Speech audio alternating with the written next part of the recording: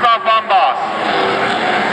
Na místě druhém s 229 Ondřej Rabiňák, s 19 Patrik Vlastnička, Michal Viníkov.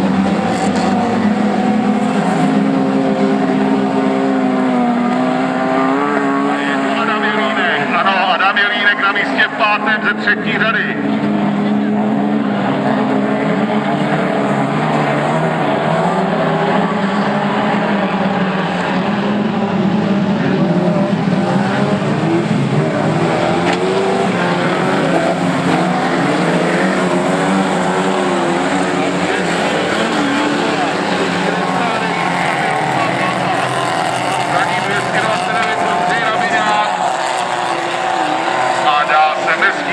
Takže si počkám na protilehlou rovinku. Patrik Vlastnička místo třetí, Michal Viníkov čtvrtý a už se nám tam jde dopředu Petr Podhrázký. Ten tady minulé setkání zvítězil, takže se nebude chtít spokojit s pátým místem. Za ním Adam Jelínek. Dále ze 731, pardon, Václav Danda. Nebo je to Radek Konečný? Takže vedoucí Miroslav Bambas, za ním Ondřej Rabiňák, Patrik Vlastnička. A na třetí místo se nám jde Adam Jelínek.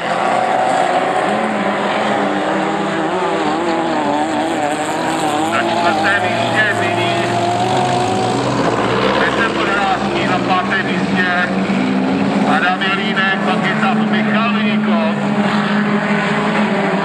Pak ze 711 Radek Konečný, který jsme v finále už tam jde na šestém místě a už na pátém místě. Na šestém, pardon, ze sedmého na šesté se dostal před Michala Viníkova. Takže velice pěkná jízda.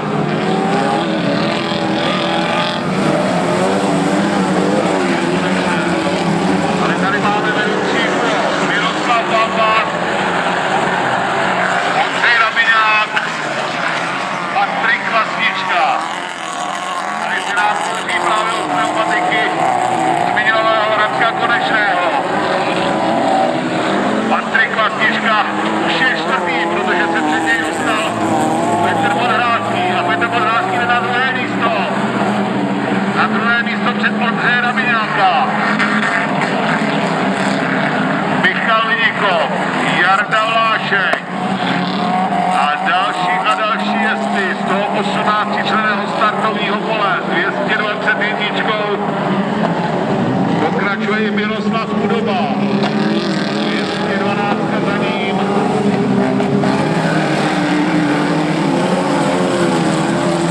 Jan Horňák, ale tady už máme vedoucí trio a Petr Podhrázký se protlačil už na první místo.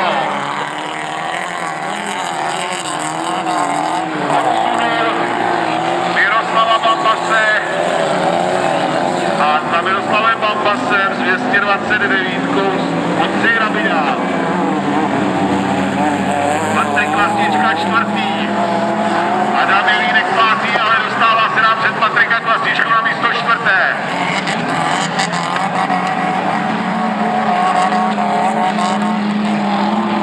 No a Petr Podhrázký to nakopl a už nám ujíždí ostatní vězdu.